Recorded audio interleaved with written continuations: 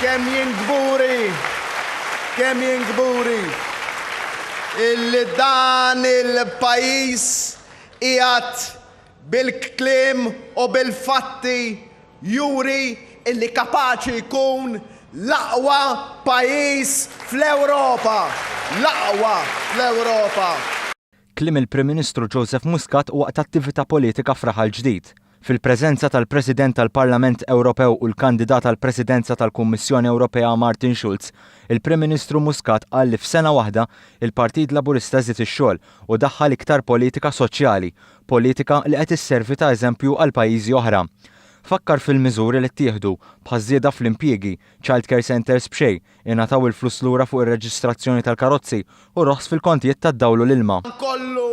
Mhux billi użajna il-politika tal-passat, il-politika tal-lemin, il-politika li nabbu l-piżijiet fuq in-nies, li nżidu t-taxxi anzi t-taxxi naqqasnihom. F'Raħal Ġdid, Muscat tkellem ukoll dwar il-fatt li l-Unjoni Ewropea m'għandix politika dwar l-immigrazzjoni irregolari. Hawn irrefera għal dikjarazzjonijiet ta' Schulz dwar l-idea li jkollna politika komuni dwar l-immigrazzjoni irregolari bejn il-pajjiżi tal-Unjoni Ewropea. Politika li twassal biex tingħata protezzjoni lil kull min ħaqqu fil-waqt li l-pis jinqasam bejn il-pajjiżi kollha. Għalhekk żied li l-elezzjoni tal-24 ta' Mejju mhix se tkun ta' xi ħaġa l bogħod minnha u se jkollna ċans li bis-saħħa tagħna stess Martin Schulz ikollu l-appoġġ meħtieġ biex imexxi l quddiem politika dwar l-immigrazzjoni irregolari. Sostna wkoll li Schulz jifhem lil pajjiżna fuq ta' temi oħra.